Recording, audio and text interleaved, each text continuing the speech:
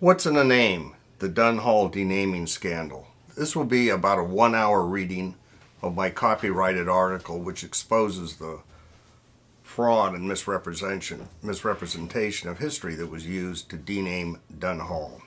In 2016, UO President Michael Schill sponsored and promoted a report that purported to describe the late Professor Frederic Dunn and his relationship with the Ku Klux Klan in the 1920s. The U of O Black Student Task Force had demanded the denaming of Dunn Hall. Schill selected 3 historians lacking appropriate backgrounds in both Dunn and the Ku Klux Klan of the 1920s to write the report. Only 30 days were allowed for research and writing. The report's narrative and authentic history have little in common. The authors projected their own erroneous preconceptions and then supported them with misinterpreted, misrepresented, and invented facts. The Oregon violent white supremacist Klan of the 1920s portrayed by the report never existed. A lawfully incorporated fraternal order that supported Prohibition enforcement, the Knights of the Ku Klux Klan, did exist. This fraternal order had an immensely odious aspect, but it wasn't racist violence. Expressing the feelings of 10,000s of Americans in 1926, the Secretary of the Knights of the Ku Klux Klan of the New Haven, Connecticut chapter, A.J. Mann, whose local group had just disbanded, said, "I'm convinced that the Ku Klux Klan is the greatest graft organization in history." The late Stanley Coben, esteemed professor of history at UCLA, studied this second organization, the Fraternal Order of the Klan. Compare his description of the nonviolent nature of the Fraternal Order to the contrived terrorist organization in the Dunn Report. Klan members in the mid-1920s were not any more violent than other native white middle-class Protestant males. After the Klan organized nationally for maximum profit and political action in 1921, the organization expelled members and whole chapters charged with having taken part in vigilante activities. However, inconclusive newspaper and government investigations into the activities of a small minority of early Klansmen during 1921 gave the organization a violent image. The name Ku Klux Klan, adopted mainly because of the Klan's role in the immensely popular film The Birth of a Nation, the Klan's secrecy, and the order's refusal to admit anyone except native white Protestant males, contributed to this image, especially among blacks, Catholics, Jews, and champions of civil liberties. Far from being the local leader of the report portrayed, Dunn was not even an active member. Dunn, the descendant of a deeply committed abolitionist family and a supporter of racial equality and integration, was portrayed as a white supremacist. A man who had lived an exceptional life of kindness and caring was portrayed as a callous bigot. Addressing the trustees at the denaming meeting, Schill added his own misrepresentations to those of the report. As we all understand, the Ku Klux Klan was one of the most notorious organizations in America. It lynched, murdered, and terrorized blacks, Catholics, and Jews. The Knights Fraternal Order of the 1920s didn't lynch, murder, and terrorize blacks, Catholics, or Jews. It was a lawful, incorporated fraternal order that included Ku Klux Klan in its name. For example, in 1924, a Eugene Knights representative publicly served on an orphanage fundraising committee. The Knights leadership marketed the Knights as a mainstream organization so it could serve as their cash cow. They didn't want chapters involved in violence. Violence would seriously damage their fraternal order's marketability that was rooted in the Protestant churches. Because it included the same name as organizations that preceded and followed it that are associated with racism and violence, it is usually and erroneously assumed to be like them. It wasn't. The history of the 1920s Knights originates with and revolves around the battle between dries versus wets, not whites versus blacks. It was primarily marketed as a fraternal order for Protestants to lawfully support Prohibition enforcement. Clarence Darrow observed, "The father and mother of the Ku Klux Klan is the Anti-Saloon League." Ward Green wrote in the American Mercury that the rebirth of the Klan was the direct result of Prohibition. The LeGrand Knights Chronicles illustrates the concern of the local chapter where the resident was not his black race, but his bootlegging, Similar concerns applied to chapter members who would be expelled if caught producing or selling alcohol. The separate and distinct groups who originally adopted the same Ku Klux Klan name after the Civil War did include some vigilantes who lynched blacks, but not Catholics or Jews. These groups not only didn't lynch Jews, they included them in their membership. Schill associated Dunn with lynching that Dunn had not only had no association with, but had never occurred. When repeatedly asked to provide examples of blacks, Catholics, or Jews who were lynched by the Knights of the Ku Klux Klan Fraternal Order, he couldn't provide any. The Knights were incorporated in Georgia in 1915. Unlike the extremely racist groups that preceded and followed, who also used the words Ku Klux Klan in their names, most of its membership ultimately resided outside the southern states. The Knights became a national organization with comparatively little concern with racial matters. January 8, 1937, next to his picture in the Eugene Register-Guard front page read, Professor Frederic S. Dunn, son of one of Eugene's first families and one of the most beloved University of Oregon faculty members, died. His kindly interests and charming personality made him one of the most popular of all faculty members during his 38 years service with the campus. Death is mourned.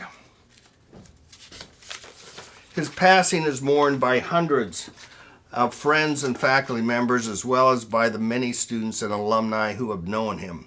President Boyer wrote, because of his rare personality and his longtime services to the institution, he seemed a part of Oregon itself. Indeed, death has removed one of the most able men from the ranks of our faculty, leaving a vacancy which will be most difficult to fill. Although retired in 1935, Dunn's service had continued. An extensive Register-Guard editorial heaped praise on Dunn's useful life. A gentleman of the old school, through periods of harum-scarum thinking, he maintained a dignity which indicated that neither manner or morals are ever out of date. A U of O employee was quoted, everybody liked him. In the Register-Guard, Dunn's fraternal organizations were listed as the Elks and Masons. The Knights of the KKK Fraternal Order was not listed. A 1935 faculty information form included in the file cited by the report authors only listed the Elks and Masons memberships. Dunn had not been an active Knights member, but in 1933 he had been voted the most courteous man on campus. The report authors apparently didn't want this laudatory article and editorial about Dunn being discovered. They cited to the non-existent Eugene News. The statements about Dunn being one of the most beloved U of O faculty members and being from a first family were completely omitted, with only the bland, Professor Dunn dies at home being quoted. In the report, no mention was made of the prominent placement on the front page of the article accompanied by his picture, the effusive editorial praising Dunn, or the subsequent extraordinary funeral arrangements. Dunn's body was to lie in state before his funeral. Although Dunn's Methodist Episcopal Church could accommodate thousands, an additional midnight memorial service open to the public was scheduled at the Masonic Temple. The Oregonian and Statesman Journal published editorials praising Dunn. Notices were published in newspapers including Portland, Salem, LeGrand, Medford, Albany, Corvallis, Roseburg, and Coos Bay. The Capital Journal was the most active anti-Klan newspaper in Oregon during the 1920s. In 1922, George Putnam was the publisher and editor, while Harry Crane was the managing editor and the author of the often quoted series on the KKK in Oregon. This series was heavily relied on by Toy and the report authors. Putnam and Crane held the same positions at the Capital Journal in 1937 when they published a respectful front-page item reporting Dunn's passing. The information was published again the following day. Had Dunn been the Klan leader the Dunn report maintained he was, Putnam and Crane would have known about it. They certainly would have included this information. They didn't, because the story is a lie. Had the reports and Schill's misrepresentations about Dunn and the Knights been genuine, there would be countless documents describing Dunn's activities over the 4 to 5 years the chapter was active in Eugene. These documents don't exist. Finding overwhelming evidence that the story of Dunn openly leading Eugene's violent white supremacist Klan is nonsense requires little research. There was no such Klan. that Dunn was honored by the naming of Dunn Hall 25 years after his death. The U of O president at that time was Arthur Fleming, and that this implausible story first appeared in print 55 years after Dunn's death in 1937 shouts, unbelievable. Dunn was brilliant and caring, a nationally recognized classic scholar. He energetically approached life with warmth and gentle humor. His religious beliefs directed him to be of service and to show respect to all. He decried the many divisions within Christianity caused by creeds, dogmas, and sects. He proposed naming campus buildings with Indian names. A Eugene native who graduated at age 19, only 19 years old, from the U of O as class valedictorian, Dunn was recognized early in life as exceptional, one who would inevitably make his mark in life. Dunn was widely known for his kindness and service to others. He ended his life bearing an extraordinarily rare honor. Thousands of his fellow humans thought of him as their personal friend, and his passing as a great loss to society. Frederic Dunn's reputation has been destroyed as the result of a disinformation campaign. The actual life story of this exceptional man has been replaced by a falsified history, not only of him, but of the people of Oregon. As the community knew, Professor Dunn was the descendant of thoroughly committed abolitionists. He proudly recounted in the press some of their stories.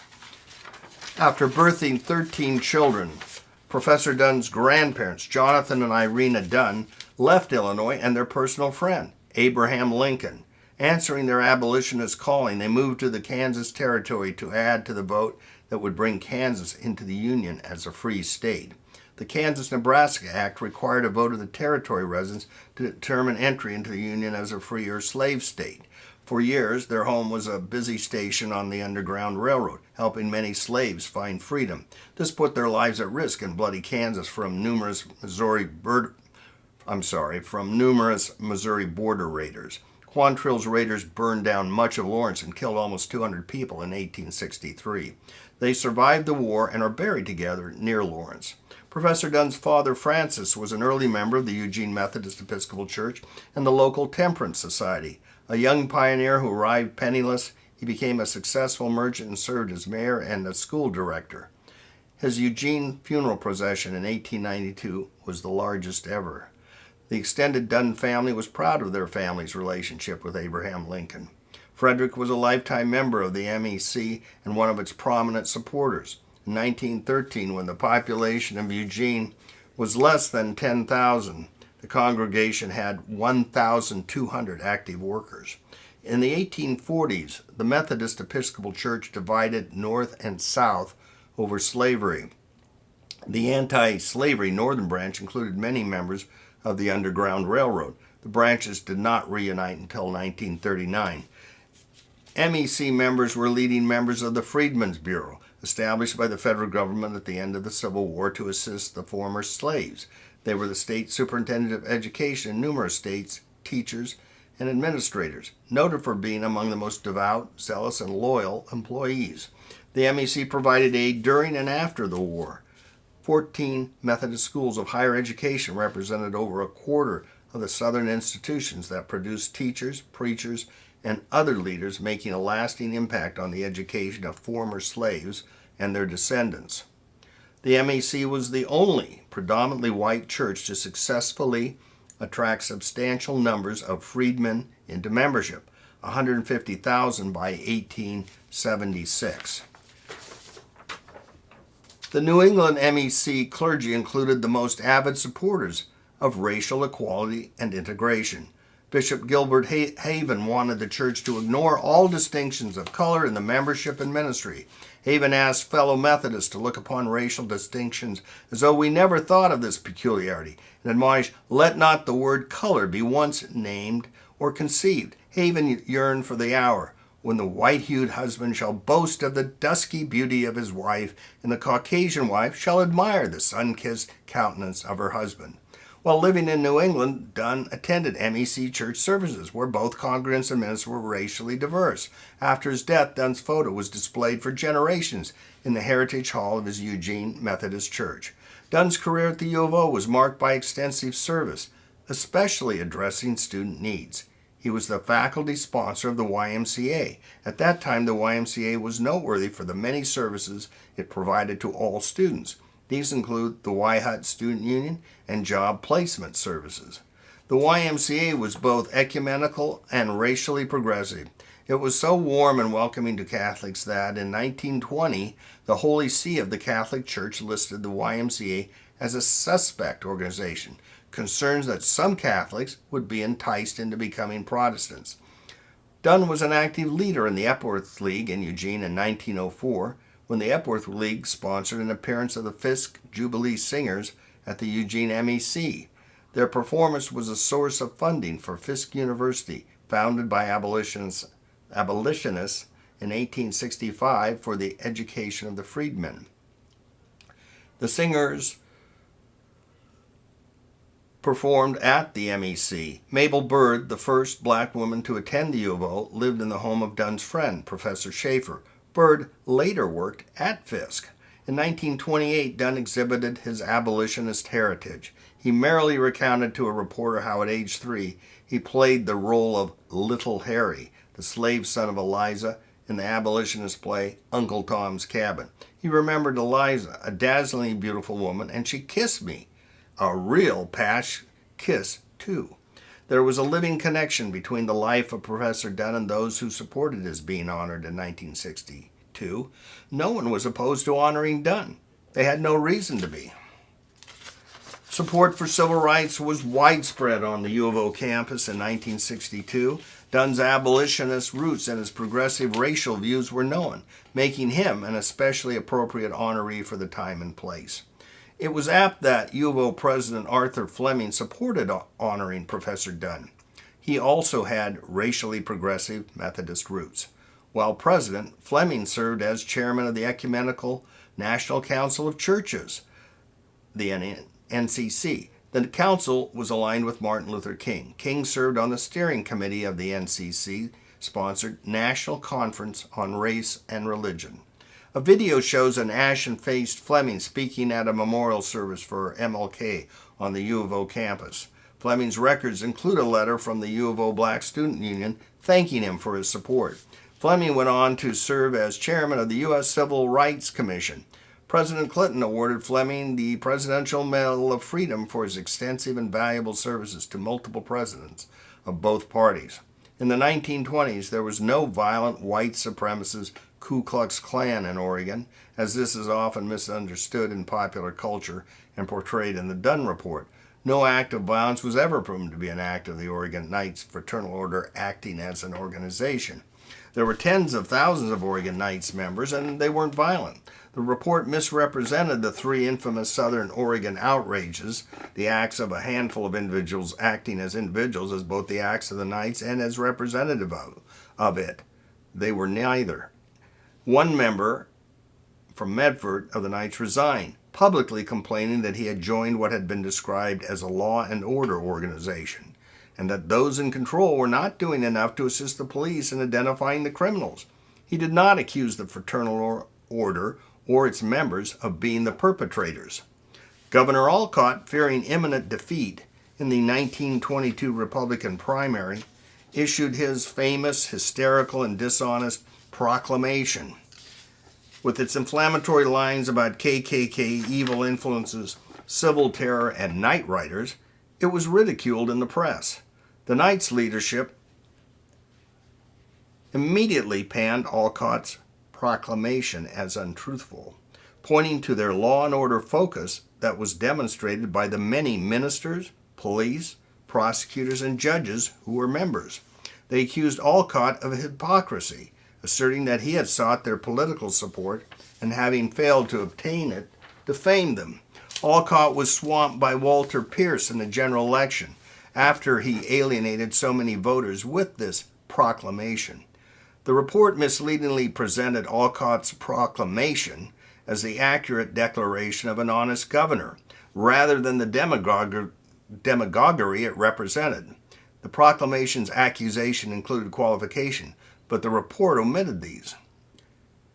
The report then inaccurately presented a mild, generic ad placed 5 months after the proclamation as the Knights' leadership response.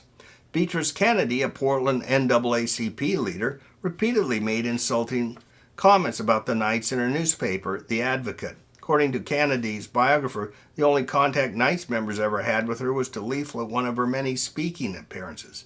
So much for Klan violence. Failing the bar examination 5 times, Kennedy passed herself off as a licensed attorney for many years. Threatened with prosecution in the 1930s, she departed Oregon. Dunn Report co-author Quintard Taylor authored a glowing Oregon Encyclopedia entry about Kennedy, identifying her as the first African-American woman to graduate from the Northwestern College of Law. Taylor omitted any mention of her examination failures and related crimes from his entry. The report attributed a small number of additional acts or threats as being the work of the Knights, but failed to demonstrate the Fraternal Order's responsibility. The authors improperly attributed the 1924 murder of Timothy Pettus to the Knights.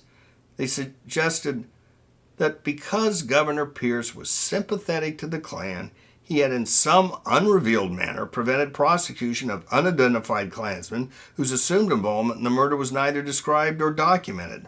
Pierce was not sympathetic to the Knights. A few months after taking office, their leadership started a recall against him after he refused their massive demands for graft. Pettus was ejected from a restaurant for rowdiness. He was last seen alive with a knife in his hand, outrunning the police into the night. Pettus had been involved in a separate public altercation only weeks earlier. No one locally was reported as having even suggested the possibility that the Knights were responsible for this murder. The local colored community was quoted as believing Pettus had run into a gang. This fraternal order was marketed in Eugene as supporting Christian values, law and order, the police, and the courts. It functioned lawfully, not as vigilantes. Its rituals and regalia were copyrighted, making them public information. The first prohibition laws in Oregon were enacted in 1844, 15 years before statehood. Support for prohibition was rooted in the Protestant churches. Oregon history includes numerous organizations that supported temperance and prohibition. The Independent Order of Good Templars, Fraternal Order, is an example. By presenting itself as a fraternal order committed to prohibition, the Knights associated with established traditions. In offering membership to white Protestants, an appeal was being made to those who comprised most of Oregon's population and the primary source of support for prohibition. In the decades-long battle that resulted in the enactment of the 18th Amendment, Catholics and Jews were generally associated with the Wets. The movement to incorporate Eugene was reported in 1862 as being driven by the desire to close the grog shops. Prohibition had a wide and enthusiastic support in Oregon during the early 20th century. Oregon voters approved local option prohibition in 1904. Eugene went dry under local option years before statewide prohibition went into effect in 1916. The federal Volstead Act took effect in 1920. Demonstrating enthusiastic support for prohibition in 1917, an annual celebration day of the life and works of the late Francis Willard was authorized in Oregon public schools. Willard was the iconic leader of the Women's Christian Temperance Union. Until June 1920, 5 years after being incorporated, the Knights of the Ku Klux Klan Fraternal Order remained small and inconsequential, with a few thousand members located in and near Georgia. William Simmons, the creator of this fraternal order, was an ineffective promoter and manager. He faced financial difficulties. Federal prohibition commenced in 1920. The owners of the Atlanta-based Southern Publicity Association, Ed Clark and Betsy Tyler, did not expect much further business from their largest client, the effective and politically powerful Anti-Saloon League. Greedy and dishonest and quite willing to enrich themselves by deceiving others, they searched for a new opportunity to deploy their considerable promotional talents. Perceiving the financially floundering fraternal order as a road to riches, in 1920 they contracted with Simmons to create a new propagation department. They agreed to provide the marketing management services and to cover all the costs of marketing, selling one-year memberships for $10, keeping $8 for themselves. Clark and Tyler became the de facto heads of the Knights Fraternal Order. Both in their marketing materials and in their contacts with the press, they presented the Knights as a law-abiding, mainstream white Protestant fraternal order and a patriotic supporter of law and order. Law and order concerns in the 1920s were primarily centered around Prohibition enforcement. The Knights advertised that it was not anti-Negro, anti-Jewish, or anti-Catholic, only non-Negro, non-Jewish, and non-Catholic. Knights' marketing materials included stories of chapters donating money to Negro charities. A nationwide marketing organization was established. Between 1 and 2,000 sales representatives, Klegels, were dispatched across the U.S. From the salesmen in the field to the state and regional heads. The incomes of everyone in the sales organization came from the percentage of sales of the memberships that they were accredited with making or managing. Regardless of what they professed to their prospective members about supporting law and order, Christian values, and Americanism, the sale of memberships was the true sacred cause of the Knights operators and salesmen. The great fault of the Knights wasn't racism. Racial matters weren't of significance to its operators. Hustling the suckers for money was. Usually, salesmen initially presented themselves as representing Christian virtue and emphasized their support for Prohibition enforcement to establish themselves in a community. Subsequently, they might employ religious bigotry or local issues to attract membership if it suited their marketing efforts. Everywhere in the U.S., the decades-long ongoing battle between wets and dries continued during Prohibition. Those who were promoting and selling Knights memberships were disingenuous. They neither believed in the virtue nor the bigotry they were promoting. Get their trust, get their confidence, then get their money was their mantra. Salesmen would tailor what they described as the fraternal order's character and principles so as to appeal to the prospects who were at that moment being pitched. In Eugene, contradictory representations were made to different prospects. Throughout Protestant churches, the Masons and other fraternal orders, networking would allow community leaders to first be approached when the sales representatives arrived in the community. Ministers were especially sought after to become the local chapter chairman because of their ability to influence others. Not racial matters, but support for religion and Prohibition enforcement enticed many Protestant ministers and police officials to join. The Los Angeles police chief, county sheriff, and the U.S. attorney for Southern California joined the Knights. Clark and Tyler were wildly successful. Millions of memberships were sold to white male Protestants whose churches formed the foundation of Prohibition. The respected investigative reporter Harry Crane was a prolific and caustic critic of the Knights in Oregon during the 1920s. He wrote a daily series describing the Oregon Knights for the Capital Journal of Salem in the fall of 1922. Crane's series describes how the sales representative of what he called the Knights of the Nighty from out of state arrived in different Oregon communities and hustled the locals for money. Crane's "When the Money Stops Flowing, the Klan Stops Clanning" sums up the salesman's beliefs. Though this was a lawful fraternal order, the Oregon leadership utilized religious bigotry, primarily anti-Catholic, as a means of boosting membership sales and manipulating the membership.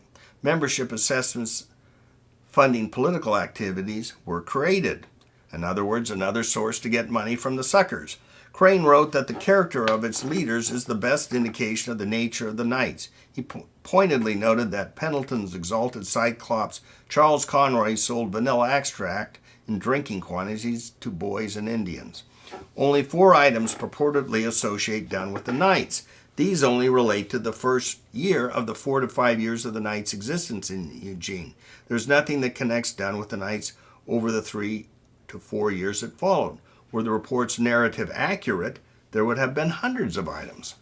These are the membership list of the first group of Eugene members obtained from the Knights regional office in Los Angeles, an unlabeled and undated list of names found on the ground in July of 1922 after a Knights gathering, that's about a year after the salesman first arrived, an undated list of communities with associated chapter chairs and secretaries, and a letter written by Dean Sheldon. In Eugene, the sales representatives pitched the Knights Fraternal Order as a Christian, patriotic, law-abiding supporter of Prohibition enforcement. They controlled and operated the local chapter during its first year in Eugene, not the local chapter chairman. Beginning in July of 1921, the first Eugene members of the Knights were recruited. Sales representative Nelson Jones' marketing efforts were made person to person and initially focused on recruiting leading citizens. Neither public advertising nor public events were initially utilized as marketing devices. The salesmen who were marketing this fraternal order would use their association with well-respected individuals to provide themselves with a veneer of respectability and integrity. Crane wrote the Klan was brought into Eugene as an out-and-out money-making scheme. As is typical with Klan Kliegels in all of their initial organization work in a town, Nelson played first to the public officials and prominent men, presenting the Klan as a fraternal order dedicated to the cause of Americanism and law enforcement. Charles Fisher, the Eugene Guard editor and majority shareholder, wrote of the Knights on July 16, 1921, when the sales representatives first arrived. The organization is being formed, gathering recruits from among the best people of the city. By August 6th, Fisher was criticizing the Knights. Joseph Shelton's name appears on the initial list of Knights members. Shelton was Fisher's Eugene Guard business partner, a voracious joiner of fraternal orders, and a Presbyterian. Presbyterians supported Prohibition. Writing in 1922, Harry Crane had obtained information from Fisher about the Eugene chapter. In 1918, while owning the Capital Journal, Fisher had hired Harry Crane. It's reasonable to assume that Fisher obtained information about the Knights from Sheldon and Dunn. Sheldon soon disassociated after joining the local chapter. In 1922, Sheldon's published list of 7 fraternal order memberships did not include the Knights. Warren Price, a UO journalism professor and Register Guard news editor, wrote in his published history of the Register Guard that Fisher's extensive editorial battle against the KKK was his greatest achievement and that Fisher and Shelton had made a successful team.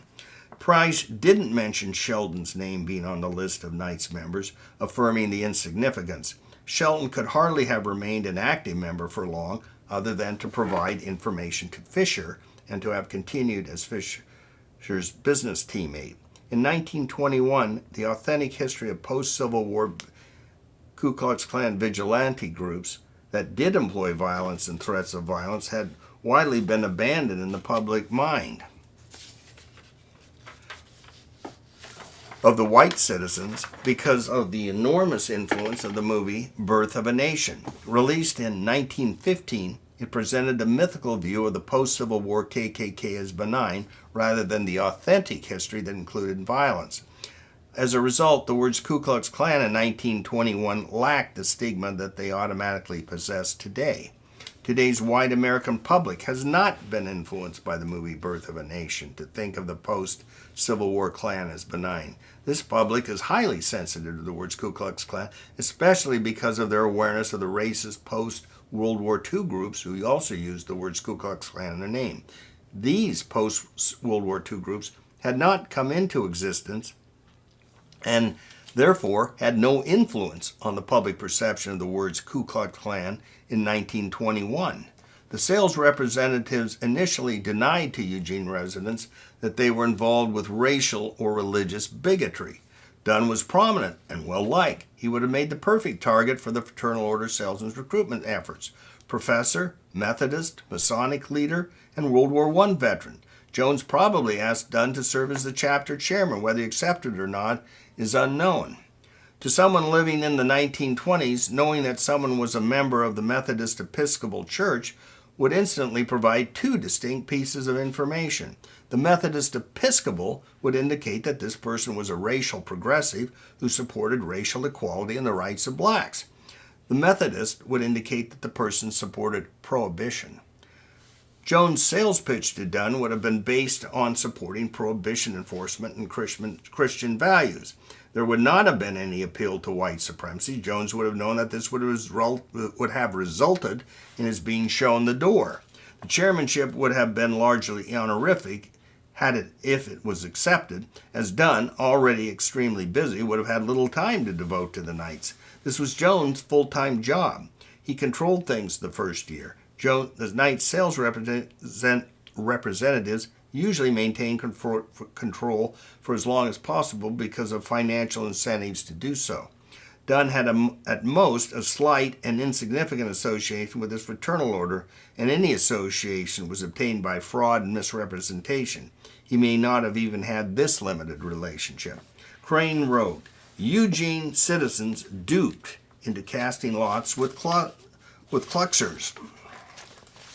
It can be said to the credit of many of those who joined the Klan during the first few weeks it was in Eugene that they joined it without knowledge of the un-American and dangerous nature of the organization. They joined what they thought to be a patriotic fraternity. Their disillusionment was accompanied by a gradual slump in attendance at Klan meetings. What the sales represented to the initial group of recruits was described on the front page of the Morning Register on July 8, 1921. First of all, stands for law and order and legal process of sheriff, police, and courts. Its members are sober, serious, law-abiding Christians, charitable, unselfish, and chivalrous. Law and order in 1921 primarily meant support for Prohibition enforcement. The presence of the 13 blacks who resided in Lane County in 1920 didn't concern the white populace or the sales representatives of the Knights of the Ku Klux Klan. Fisher's editorial in 1921 noted, Oregon's population includes 2,144 Negroes, 4,590 Indians, 3,090 Chinese, 4,151 Japanese, 142 Filipinos, 5 Hawaiians, 90 Hindus, and 31 Koreans. That's not enough off-color inhabitants to worry about, and hardly enough for the politicians to make an issue over.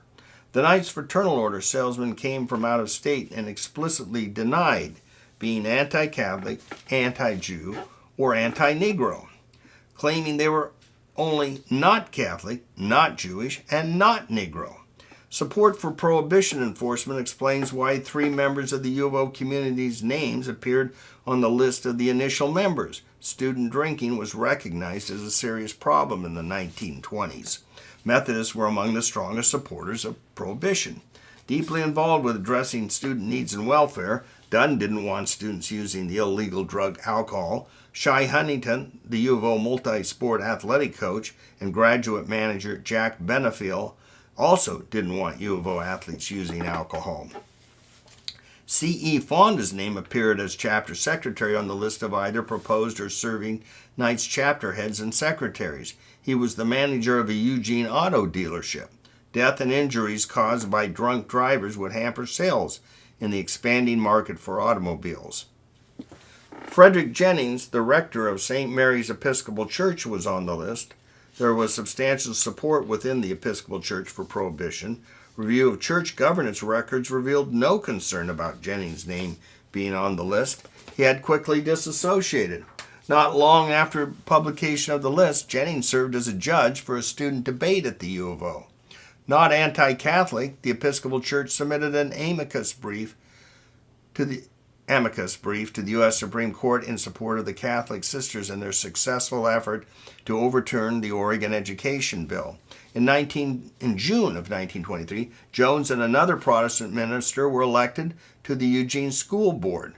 Jennings later became board chairman. During the campaign, no one, including editor Fisher, expressed concern that Jennings' name had been included in the published list of initial Knights members in 1922.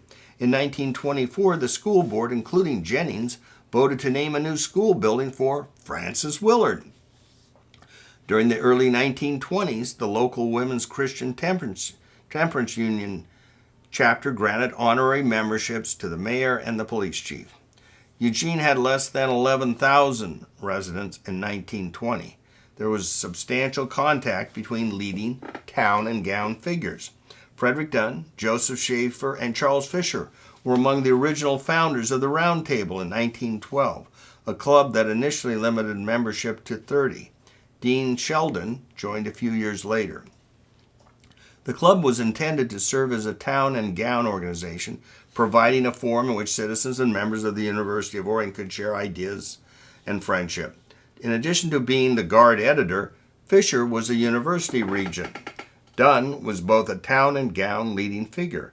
Fisher and Dunn had a long-term relationship. Within a short time of arriving, the Knights sales representatives began introducing their generic, outlandish, anti-Catholic rhetoric, including extreme forms of rancid bigotry, such as "the Pope is coming to the U.S. to take over," and tales of priestly sexual abuse of nuns. Women posing as escaped nuns addressed some Knights chapters. Crane wrote, "As rapidly as one slanderous morsel of gossip set in circulation by the cuckoos was exposed in its utter falsity by the opposition, 3 like canards were loosed on the community by the propagandists of the Invisible Empire." Within less than a month of the salesman's arrival, Fisher published that many good citizens are easily talked into joining such organizations, but they soon lose interest or find that they have been misled as to their real objects, and the membership rapidly falls away. This is why these secret political societies are short-lived. Fisher noted the nationally reported news that the head of the North Carolina Knights had announced that he was disbanding the state organization because he was convinced that it was only a scheme to collect membership fees. Illustrating the financially motivated misrepresentations that were being made across the country, members in Hollywood discovered that they had been deceived. Hollywood, California, Los Angeles. Members of Hollywood Klan, Invisible Empire, many of them prominent in the motion picture industry, resigned from the organization of body, according to reports circulated here today. The withdrawal took place because organizers misrepresented the objects of the Hooded Order, according to resolutions submitted last fall. At the time the Film Center's masked body was dissolved, it was stated. 2 months after the Knight salesman first arrived in Eugene, The World, on September 6, 1921, began publishing a nationally syndicated expose of the Knights. This highly critical series was first referred to by Fisher in an editorial on September 23rd. On September 19, 1921, The World published that in 1919, Clark's wife had brought the police to the brothel Tyler operated. Clark and Tyler had been found in bed together by the police and arrested while in possession of banned liquor. This revelation led to Tyler and Clark being forced out of the Knights. Tyler died in 1924. In 1949, at age 73, Clark disappeared from the pages of history when he escaped custody while being returned to prison for parole violations of an early conviction for security fraud.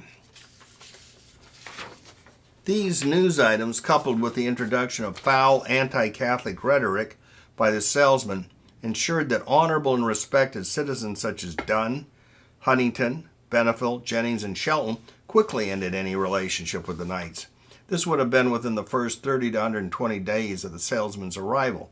Numerous members of the chapter disassociated, having seen that what they had purchased was not what they had been sold. Presumably, Dunn informed President Campbell about the salesman as the university administration became hostile to the Knights. The salesman responded by making the university their target, accusing it of being a part of the great Catholic plot. Their verbal attacks on the university combined their original anti-Catholic slurs with some new slurs. Although the actual percentage of the faculty who were Catholic was 5% and students 7%, the salesman now added to their falsehoods that most of the faculty and students were Catholics and that many of the faculty were secret Jesuits. With many defections of solid citizens, the salesman now redirected their marketing efforts away from approaching individuals. They employed a publicity stunt, combined with newspaper advertising to attract what Crane called the lesser lights to the 600-seat Eugene Theater. 2 movies and a personal representative of the Imperial Wizard, Dr. Sawyer, a former minister and Masonic lecturer, were scheduled. Every male Protestant with 50 cents was welcome. Sawyer arrived in Eugene a few days before the talk to help promote membership sales. This publicity stunt is often incorrectly cited as an example of Oregon white-on-black racism, although it clearly isn't. The two men, attired in KKK robes, rode about on horses during the afternoon. That evening, a cross was burned on Skinner's Butte. The Morning Register laughingly reported on January 8, 1922, Ku Klux Klan signs are seen. White robed men appear and cross of fire appear. No, gentle reader, the Ku Klux Klan has not yet invaded Eugene. The two white-robed figures on horseback seen on the streets yesterday afternoon and the flaming cross on the top of the Butte last night were not signs that this mysterious organization is about to begin activities here. It was merely press agent stuff for the Ku Klux moving picture to be seen at the Eugene Theater Wednesday evening. The two men on horseback and the flaming cross create a lot of excitement, it must be admitted, and it is conceded that it was a clever advertising stunt. This was merely a publicity stunt. There was no white supremacist Klan in Eugene riding horses and burning crosses with the intent to terrorize the black residents in 1922 or the years that followed. There were almost no black residents available to be terrorized. The 1920 census reported only 13 Negro residents in the enormous 4,722 square miles comprising Lane County. Placed without permission on city-owned Skinner's Butte, the burning cross represented advertising by the night's fraternal order salesman, not an attempt by locals to terrorize non-existent black residents. The theater filled completely. Sawyer told his audience that the Ku Klux Klan is not anti-Catholic or anti-Jewish, according to popular belief, but is simply non-Catholic and non-Jewish.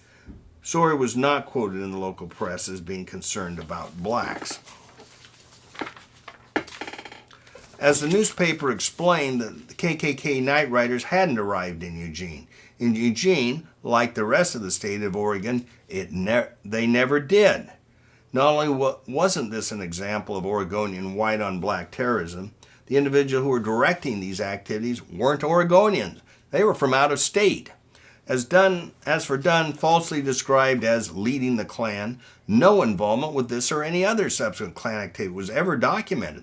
Rather, on January 17, 1922, the Morning Register reported that Dunn was a member of a committee that had been busy with elaborate preparations for a scheduled Masonic regional dinner gathering. Any suggestion that Dunn was directing a fraternal order that engaged in Catholic baiting to hustle people for $10 by claiming that many of the U of O's faculty were secret Jesuits and that most of its students and faculty were Catholic is laughable on its face. It's also easily disprovable by two activities he participated in that were observed by thousands of people. In April 1921, Pope Benedict XV issued an encyclical to professors and students of literature and learning in the Catholic world regarding the upcoming celebration of the 600th year of the death of Dante Alighieri. In this encyclical, the Pope embraced Dante's Catholicism and notes that he owes so great a part of his fame and greatness to the Catholic faith. In November 1921, the Morning Register reported that Dr.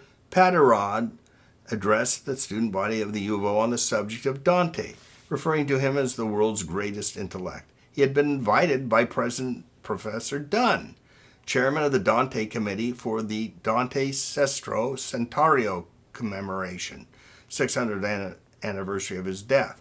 In December 1921, the Eugene Guard reported that 3,000 people jammed into the First Methodist Church Sunday afternoon to hear the University of Oregon Vesper Choir sing the Mass of St. Cecilia, sung in Latin.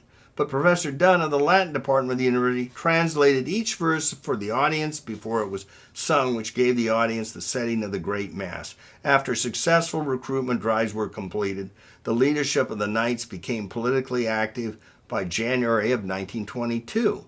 The primary purported reason for this was to ensure honest moral government free of the influence of bootleggers. The Knights leadership added its support to an initiative measure that required all students to attend public and primary secondary schools, thereby closing all the Catholic and other private schools. Special financial assessments were placed on the members, supposedly for the support of candidates, initiatives, and recounts. Substantial portions went into the pockets of the leadership. In an article published by Eckhart Tolle in 1992, the myth of Dunn leading the Klan was first created and published, 70 years after the supposed activities had taken place. One of the many glaring examples of Tolle's failed scholarship is in the first page of his article. Tolle attributed some anti-black racial remarks to the speaker at the January 1922 event. These remarks were not spoken at the Eugene event. Tolle's citation is to an earlier event in Portland. Tolle lacked an understanding of the fact that the promoters were disingenuous money hustlers who varied their representation as to who and what they stood for, changing the contents and focus depending on who their audience was. By misrepresenting a sentence in a letter from Dean Sheldon to former U of O Professor Schaefer, Tolle incorrectly assumed that Dunn had been the local leader. Tolle not only failed to test his erroneous interpretation, he falsified details, including Dunn made no secret of his dual roles as college professor and exalted Cyclops, was a typical Klansman, was exalted Cyclops in its early years, was an ardent member. Tolle lacked support for these false statements. Sheldon's original letter read, "Several of the members of our august faculty have joined its ranks. In fact, the president of it is said to be our old friend, the head of the Latin department. As is usual in such cases, the wildest rumors are afloat. A large number of faculty members are supposed to be Jesuits in disguise. The whole thing is very silly." Sheldon meant that wild rumors were circulating that their friend, Dunn, is said to be president of an organization that claims that a large number of the U of O faculty are secret Jesuits in disguise, and that these wild rumors were very silly. They still are. Sheldon was in regular contact with Dunn. Dunn and Sheldon would be expected to have incidental contact in the small community they co-inhabited. They also had regular contact with each other at this time because of their mutual service on a 6-member library committee beginning in November of 1921, as well as their memberships in the Round Table. The report eliminated the qualifying 3 sentences that followed this sentence, only including, "In fact, the president is said to be our old friend, the head of the Latin department." Note Sheldon's use of "is said to be" rather than the sole word "is." By omitting these 3 sentences, the authors upended Sheldon's meaning. Further misrepresenting Sheldon, the author preceded the sentence including "is said to be" with "because of it, newspaper exposés, his membership in the Ku Klux Klan was well known by the summer of 1922. There were no exposés of Dunn's membership by the summer of 1922. Dunn wasn't then a member, and therefore his membership wasn't well known. Crane's articles were not exposés of those named in the list. Rather, they were exposés of the crooked salesmen who obtained money from prospects through misrepresentation. Had Dunn actually been the head of the KKK chapter portrayed by the report, Sheldon and countless others would have been making direct statements about this in other writings. They didn't. In 1940, Sheldon published a book entitled University of Oregon, History of University of Oregon. It covered the period from the formation of the university through 1938, the year following Dunn's death. It contains many respectful references related to Dunn, but nothing whatsoever related to Dunn and the KKK, or even a mention of the KKK. In the decades that immediately followed the membership list of initial members being published in 1922, no one was ever concerned about Dunn's or other leading citizens' names having been on the list. The authentic history of the Oregon Klan's professed role as a Protestant supporter of Prohibition enforcement has been replaced in the public mind by a mythical history of Oregon Klan white racist violence. The history of the Knights and its relationship with the university was so insignificant that it didn't merit a mention in Sheldon's history. 3 individuals with concerns about student drinking were cheated out of $30 by sales representatives from out of state. The current misinterpretation and misrepresentation of this history has inflated the seeming importance of these inconsequential events. Between 1921 and 1992, Sheldon's misinterpreted letter is the only example of anyone having published that Dunn was leading or a member of the Knights. There had been ongoing membership departures over the years. The highly prestigious Dunn's ongoing involvement would have been reported. It wasn't. Fisher knew that Dunn was among those who quickly disassociated if he actually joined. Had the relationship of Dunn and the Knights been as represented by the report, Shelton would have informed Fisher, who would have informed Crane.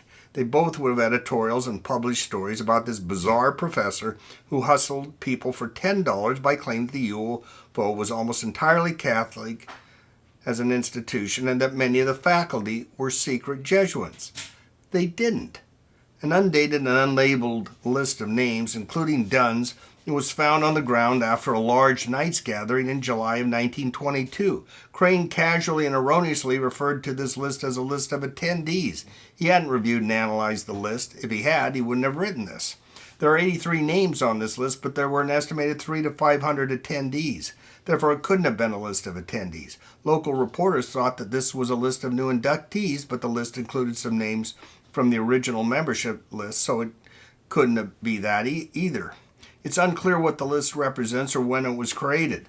What's important is that this list's existence does not establish that Dunn either attended this gathering or was a Knights member in July of 1922. The report offers nothing connecting Dunn with his chapter during the 4 to 5 years of its active existence that withstands scrutiny beyond possibly the first few months. Yet the report maintained that Dunn was its leader for years. Dunn's involvement, as described in the report, would have generated many documented comments. None exist. A newspaper clipping in the U of O archives from the spring of 1923, the peak membership year, was supposedly reviewed by the report authors. Dunn was scheduled to lead a summer-long European tour. Most of the tour was to be spent in France and Italy. He mentioned that in 1919, when he was in Italy, he had been an honorary Italian army captain. Were Dunn the head of an organization that engaged in Catholic baiting, he would hardly be calling attention to having been an honorary captain in the Italian army and noting that he would be spending most of his summer in two of the most Catholic countries in the world, France and Italy. Dunn was an extremely busy person. In summer, he could devote significant time to personal activities. He couldn't have been directing the Eugene chapter while he was spending his summer in Europe. The report didn't mention this trip. Dunn was both a prolific writer and public speaker, yet Dunn never spoke or wrote either promoting the Knights or as having a relationship with it. He never advocated for political candidates backed by it or the 1922 Education Bill that its leadership strongly supported. A leader or acting member would have. No one was recorded as having a conversation with Dunn about any relationship he had with the Knights between 1921 and his death in 1937. No one ever complained or even mentioned that Dunn had a relationship with the Knights, including Father O'Hara of the Newman Center or UO President Campbell, who praised O'Hara. Campbell socialized with Dunn. In 1922, the Knights attempted but failed to take over the Lane County Republican Central Committee. They succeeded in taking over the Democratic Central Committee. The report offered no explanation as to why Dunn remained a Republican. The Knights was not the secret organization that the report described. Dunn, one of the most prestigious members of the U of O faculty, was often covered in the press, but never in connection with the many published listings of scheduled Knights activities. These included train trips, public committee representatives, advertised meetings with the names of leaders and speakers, published in local newspapers. Some members and many wives participated in public parades unmasked. In 1925, the Knights had a downtown office listed in the city phone directory, including the name of the chapter secretary. Advertisements placed in local papers over the years by the Knights chapter listed different men as the local chapter secretary. Had the high prestige Dunn been the chapter chairman of this group, his name would have been used in advertisements. It wasn't. As a list published in 1924, including over 75 respected community groups, had representatives serving on a fundraising committee to benefit a new orphanage located on Women's Christian Temperance Union property. Dean and Dean Straub and Dunn were listed as the two U of O faculty representatives. M.J. Thompson was listed as the KKK representative. Of Dunn's extensive collection of press clippings about himself, none referred to the KKK. The report concludes with the display of a document that consists of a typed list of 14 cities, including Eugene. Dunn is listed as chapter chairman, Exalted Cyclops, and Fonda as chapter secretary, Calligraph. It has no title or date. It's unclear whether this document represents individuals who have accepted these positions or is a document that indicates individuals were being approached, or both. The document was probably created shortly before or after the salesman's Eugene arrival in early July of 1921. Two Oregon communities that are not listed are Roseburg and Bend. The first major organizational campaign in Roseburg was reported in late August 1921. Bend during October. Dunn's and Ford's names were in the published list of Eugene chapter members. Another of the many glaring examples of the report author's incompetence is demonstrated by the assertion within the report of inconsistent and contradictory facts. The report's authors began their report by falsely claiming that, thanks to their reading of primary sources, they had obtained a strong sense of Dunn's thinking. They then shamelessly concluded their report by claiming that the secrecy of the Ku Klux Klan, which was fundamental to his existence, also prevented Dunn from leaving a record of his views and actions. Completely ignoring the extensive record of Dunn's life, the report also asserted that a blank application form for membership represented proof of Dunn's values. This application form belonged to the Improved Order of Klansmen, not the Knights. This distinct fraternal order didn't come into existence till years after the Knights salesman first arrived in Eugene in 1921. The form couldn't have been shown to Dunn in 1921, and Dunn had no association whatsoever with this organization. Dunn left an extensive record of his views and action. This record reveals Dunn to have been both an exceptional academic and extraordinarily kind, caring human being. It was lifetime of love and service to others that drew the outpouring of emotion and praise when he died. Ignoring my objections, the trustees voted unanimously to dename. Schill turned to Chairman Lewis and shrugged quietly, saying, "Those were the historians they gave me." He happily received the plaudits of the trustees. Schill called for a renaming of the building that would reflect diversity and inclusion. Subsequently, he only allowed blacks to be considered for the renaming, thereby discriminating against Irish Father O'Hara because of his race. O'Hara was a notable figure in Oregon history in his own right because of his work related to progressive labor law reforms. Although he had been placed in charge of a national Catholic rural life program, he had chosen to remain in Eugene. St. Mary's Church would overfill on Sundays at times because of the eagerness of Catholics and non-Catholics alike to hear his sermons. In 1922, the Knights leadership had speakers around the state promoting the education bill that would effectively close Catholic schools. Father O'Hara had to suspend his rural life work to respond to these activities. He was truly a victim of the Klan. O'Hara was exceptional for many reasons. Although Catholic, he supported Prohibition. Respected and appreciated throughout the community, he maintained very cordial relations with many Protestant ministers.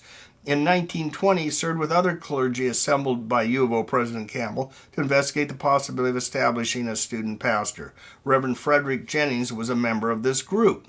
O'Hara was often asked to speak to local groups. Once he was even asked to speak at a revival meeting at a Presbyterian church when a Methodist minister had a scheduling conflict. A strong case exists that Father O'Hara would have been the most appropriate honoree of the renaming had the renaming been justified, rather than the embarrassment it represented. The bigotry employed by the Knights leadership had been directed at Catholics, not blacks. The trustees' meeting ended in levity as the New Yorker Schill mockingly referred to his upcoming lobbying in Salem, in the garden spot of Oregon. So happy to do that, as trustee Ginevra Ralph pretended to cover his microphone with her hand. The U of O issued a statement that Dunn had been a professor by night and a Klansman by night. Professor by day and a Klansman by night, implying Dunn's participation in night riding adventures that had never occurred. My 53-page analysis documenting the incompetent scholarship of the Dunn Report went to the trustees prior to the renaming meeting in June of 2017. No one challenged it, but it was completely ignored. Schill repeatedly publicly praised himself for the denaming, including in the New York Times. In Schill's fall 2017 university address, he selected Marshall Wiesiger for praise. She had not corrected the Dunn record. Continuing the charade, Schill hosted a public event entitled How Students Used History to Change the Future, the Dunn Unthanked Case Study. In November 2017, Schill moderated the panel of 3 black panelists. No report author participated. The panel was introduced by the U of O Vice President of Equity and Inclusion, Yvette M. Alex Azansaw. I had repeatedly sent copies of my report to her of my Dunn report. She never responded. Newly arrived history professor Curtis Austin had no background in the Knight's history. Well respected as a scholar and teacher, Austin is a recognized expert on the Black Panthers in the 1960s and 70s. Failing to disclose the reports discrediting to Austin, Schill obtained Austin's participation as a panelist. While Austin did not comment on the authenticity of the Dunn report, his presence provided undeserved credibility to the panel. Schill used Austin as window dressing, unconcerned that he might subsequently be embarrassed by having appeared as a panelist. As panelist, Dante James, director of Portland's Office of Equity and Human Rights, falsely stated that the portion of the Oregon Constitution that banned blacks from entering the state was not changed until 2002. Schill nodded approvingly. This section of the Oregon Constitution had been voided by the addition of the 14th Amendment to the Constitution of the United States in 1868. The dead language that remained in the Oregon Constitution was referred to the voters in 1926 for repeal. The voters' pamphlet included an argument for repeal, but there was no argument presented for retention. The referendum easily passed. The argument for repeal included, in part, since the adoption of this amendment effort had been made at different times to remove from our state constitution this archaic law without success, it remains unchanged, a constant reminder of intolerance and hatred, a reproach to the people of this Commonwealth, a slur upon those whom it sought to prescribe. Children attending the schools of the state are expected to study and digest the content of our Constitution, and for their sakes this clause should be repealed. Intolerance and hateful discrimination has no part or place in our state constitution, and injustice to the citizens of Oregon's this and succeeding generations. Section 35, Article 1 of the Constitution of the State of Oregon should be repealed. Vote for this repeal and thus uphold the spirit of Abraham Lincoln, the great emancipator. Schill described the report as terrific in its discussion of Oregon's racist past. He reported that so many people had told him that they didn't know that Oregon was like this. He smirkingly said, "I gotta watch out what I say about Oregonians. There's this horrible underbelly. It exists even now." It's true. People don't know about this false Oregon history that Schill helped to fabricate and then promote. I left a phone message warning Mr. James and emailed my report to him before the panel met.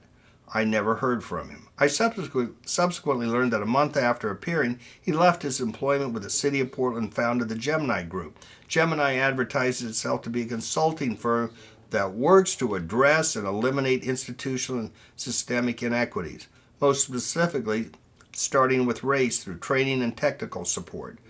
Good fortune soon smiled on Mr. James. Although based in Colorado, Gemini acquired a valuable and prestigious consulting contract with the University of Oregon.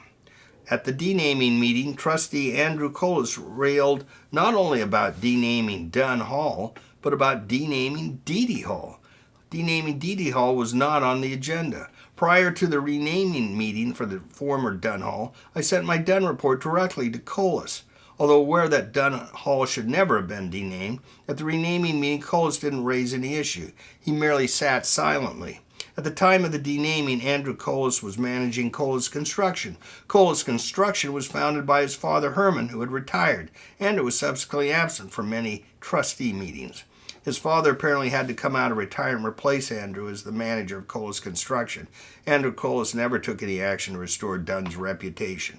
In June of 2020, in the wake of the George Floyd incident, Andrew Colas appealed to the U of O Board of Trustees to dename Dee Dee Hall. This appeal was successful, and Dee Dee Hall was denamed. Near the beginning of the Dee Dee meeting, Schill referred to the denaming of Dunn Hall as an accomplishment. This was not an accomplishment. This was a travesty. It is the height of hypocrisy when Colas and Schill had 3 years to restore Professor Dunn's reputation. They did nothing. My offers of $25,000 to the authors of the Dunn Report for the successful defense of the report have gone begging.